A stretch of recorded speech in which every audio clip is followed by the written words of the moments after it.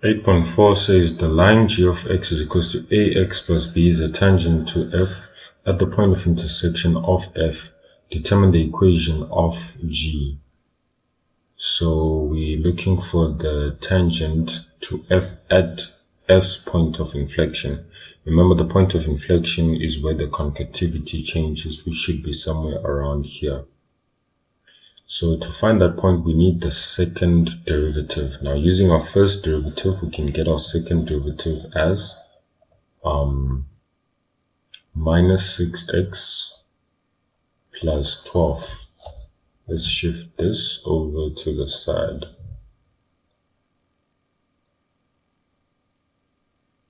Cool.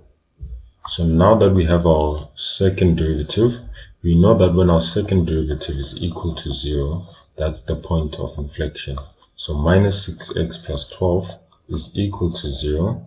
If we solve for x by taking 12 to the other side and dividing by minus 6, we get point of inflection as 2, which is that point there. Therefore,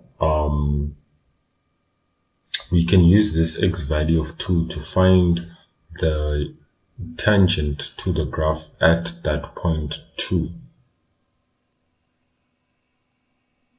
And in order to do so, we are going to use the following first derivative in order to figure out what the gradient is of the graph at 2. So what is the gradient at that point? So in order to figure that out, we need the first derivative. So the first derivative was minus 3, x being 2 squared plus 12 times x, which is 2, minus 9. Doing all of this gives us a value of gradient of 3. So our gradient is 3 and our x value is 2. So what is our y value at that point? Because that's the only thing that's missing. We know our x value at that point. So what is our y value at that point?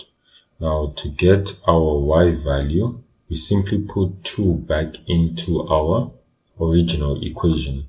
And by doing so, we get,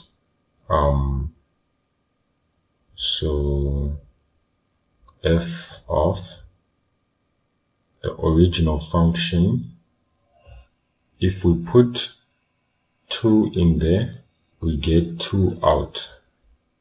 So we put that in and we say that this is our gradient and our coordinates are 2 and 2.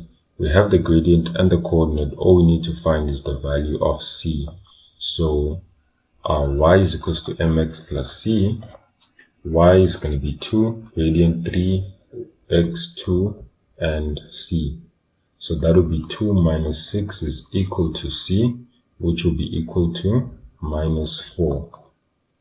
Therefore, our answer will be y, or if you want to write it in terms of g, that will be g of x is equal to 3x minus 4.